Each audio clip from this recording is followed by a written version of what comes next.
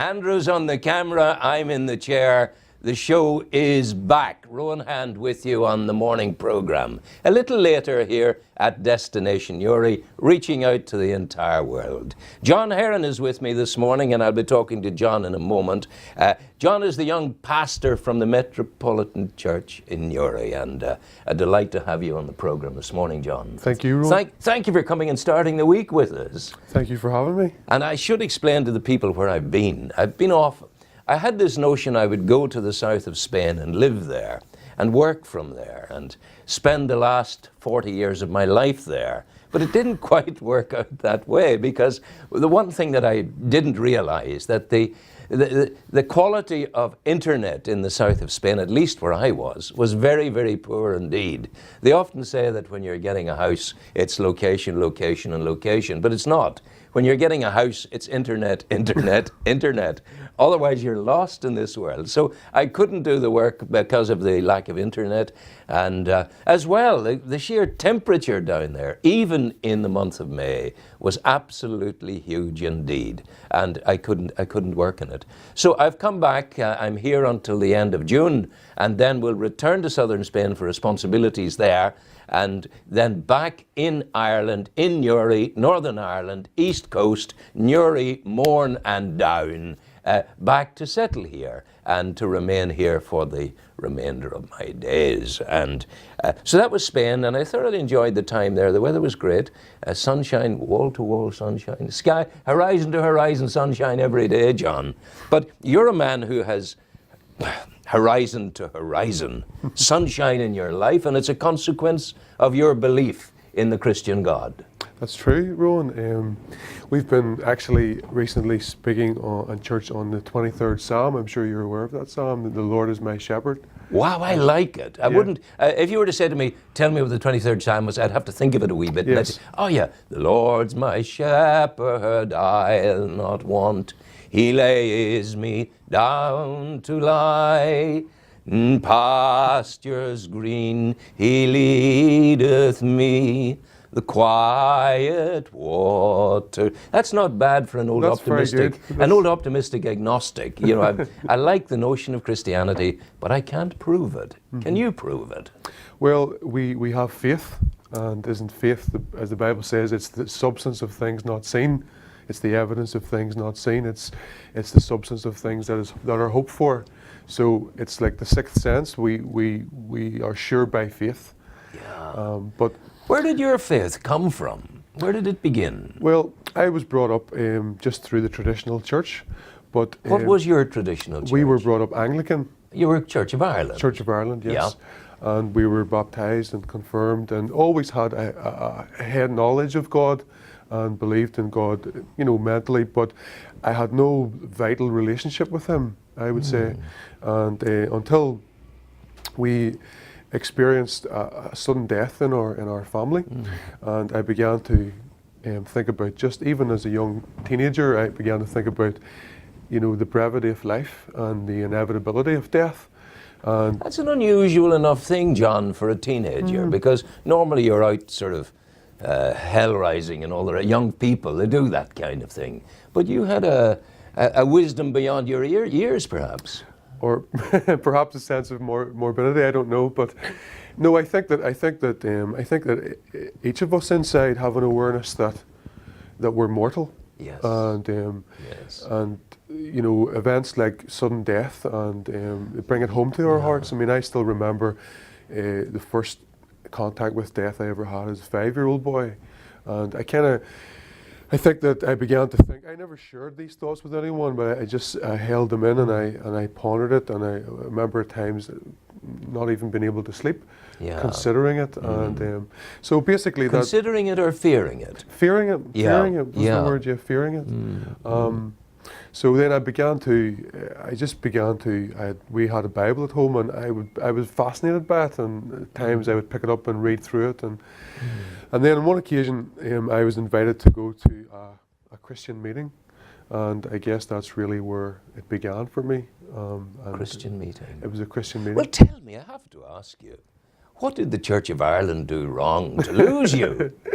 No, they did nothing wrong. It was more, as a young person, I remember being impressed by just the vitality and the vibrancy of the Pentecostal church that I went to at that time. Yes. And Yeah. it was so different from what I'd been raised in. Are you talking happy clappy? Dare I use Very that much phrase? so, Oh very my much God! so. Yeah. But Yeah. I think that appeals to young people in Yeah. particular. You know, if you've been raised in a traditional setting where it's been quite formal and Yeah. stand up, sit down, stand up, sit down, and all of a sudden I heard people talking about God in a personal way that had impacted their lives and had brought meaning, and they spoke about really personal issues. I have seen you take your church out beyond the walls and the roof of your church in Newry. I've seen you in Newry courthouse standing with people who needed your help, because it would suggest to me that the church for you is an arena of action. Absolutely, and I think that if we don't take that seriously, that our mandate is to go into all the world and live Christ. And recently we've been, on Sunday mornings, we have 2 services in our church, Sunday morning, Sunday evening. And on Sunday evenings we've been looking at the parables of Christ. And the other week we were looking at the parable of the Good Samaritan. Yeah. And it challenged us so much, that parable, to realize that faith without works is dead. James says in the Bible, because as evangelicals we have our faith is robust, that we're saved by faith alone, and our watchword is faith.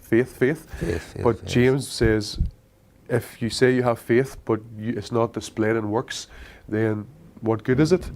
Faith without works is dead. Yes. And so really I think where the rubber hits the road is out in the world out there. That's where Christ And you must called do us to be. Otherwise, forget about it. We've been actually going out onto the street on Sunday nights. We've been standing in Monaghan Street. Sunday nights. Last night there was about 18 of us and young people, and we were standing just at the car park there at Dunn's in a circle. Yeah. We sang for about 3/4 of an hour. Really? Yeah, we just sang choruses with a couple of guitars and a beatbox. And you know, the interesting thing yesterday, another denomination in Newry, the Catholics, they had their Corpus Christi procession on the streets of Newry yesterday, and they paraded through Newry from the Dominican Church right the whole way up Monaghan Street to the cathedral, and they sang, and they prayed. So you were all out yesterday. We were all out in reaching the world. Reaching the Our world yesterday. How close is God to you on a day-to-day basis? Well, the Bible tells us that God is ever present for us, His people.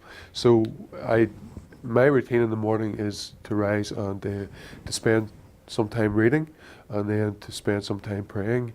And you know, I believe that's I always would tell younger Christians to maintain that their daily quiet time with God, just to make that connection first thing in the morning. Yes. Your church, the Metropolitan Church here in Newry, is this a church you started yourself, or is No. it? No, you joined it. I joined it. Yeah. And it was started back in the 1980s. Where? In Edward Street. In Newry? Yes. It's a Newry-born church. It is, yes. Hey. It was just some local men who desired a place of worship for people from all walks of life, not tagged by a denominational label. So it was open to the whole community, and so at that time it was a troubled time in the 80s, and especially in that street. I remember it was full of checkpoints. Yes. Yeah. So the work began there in a little porta cabin, and it's been going ever since. And do you sense, well, there is clearly growth. Yes, we've experienced some growth, but we're pleased. And that's again in keeping with the message of the God you believe in. If you push it out, if you push the boat out in faith, then great things happen. That's true. And Jesus said that His kingdom is like a mustard seed, which is the smallest of all the seeds, but that grows to become a great tree. And I think that the nature of His kingdom is growth, and even around the world today, this past 100 years, there's been just such an explosion of Christianity, in particular around the third world and the majority world. Just reading somewhere recently that since 1985, there have been more more conversions to Christianity in the Muslim world than in 2,000 years. Yeah, So but you're also being crucified by persecution That's throughout true. the world. that is true. There's countries throughout the world where Christians are being hammered, hammered, and hammered. That's right. The Islamist extremists, Yeah. the Boko Harams and the ISIS people, they will refer to you as the religion of the cross, That's true. and they kill. And there's, to find out more about that, there's an organisation called Open Doors. Yes, indeed. They track. They have a That's world the watch. Australian organisation. Yeah, I think I'm not sure where they were originated Yeah. from, but they've headquarters I know in Britain as well. Yes, yes. But they have a world watch list of the top countries in the world that persecute Christians. But it's really interesting because in those nations they're experiencing miraculous growth. I think it was Gandhi that once said whenever in his nation people were trying to persecute the Christians, the Hindu extremists, he said, leave the Christians alone, because if you try to persecute them, the church will grow. Yes. And As indeed it did from the earliest times. They crucified your leader on earth, the man Jesus, the God Jesus. They crucified him, and then it grew and grew and grew and grew through persecution and through the generations that followed, the millennia, and now you're very, very strong indeed. Yeah. Tertullian was an early church father, and he said that the blood of the martyrs was the seed of the church. So I think history has proved that to be true. Yes. What are the major issues facing Christianity in Ireland, indeed in Newry today? Yeah, well, I think that you mean generally as When you go to contemporary- do your work out there in the community, what are the issues that are demanding your attention as a Christian? Well, one of the things I know that we encounter a lot is the mystery of suffering, Yes. and how could there be a good God who would allow suffering to take place? And I think that that is perhaps the question that causes most people to turn aside. I would question, but I wouldn't turn aside. I'd keep questioning. But it strikes me, even from the Bible, when the story of God sending his angel down to tell the Holy Family, Jesus, Mary, Joseph, get out of here, go to Egypt, go away, because Herod is going to come and he's going to kill all the babies in the neighborhood. Now, if that God was obeying the message of Jesus Christ, he would have told the neighbors as well. Even told the neighbors ahead of his own, and he didn't do that. I think that belief in God does not mean that we are immune from robust suffering, and it's very clear in the New Testament that Christ himself, he was a man of sorrows, the Scripture says, and I know some people of deep, deep faith who have experienced excruciating suffering. Yes. And some who continue to do so, and they haven't experienced healing or deliverance, but they persevere in their faith. And to me, that speaks so clearly Yes. of just the reality of God in their lives. Well, I want to thank you, John Herron of the Metropolitan Church of Newry, for coming in this morning. Thank you. Helping us start the week. And Glad to do so. very, very pleased that you so did. I'll be back with you in a moment and with the news. We're going into the news hub next. But for now, we take a short break into the world of magnificent musicality.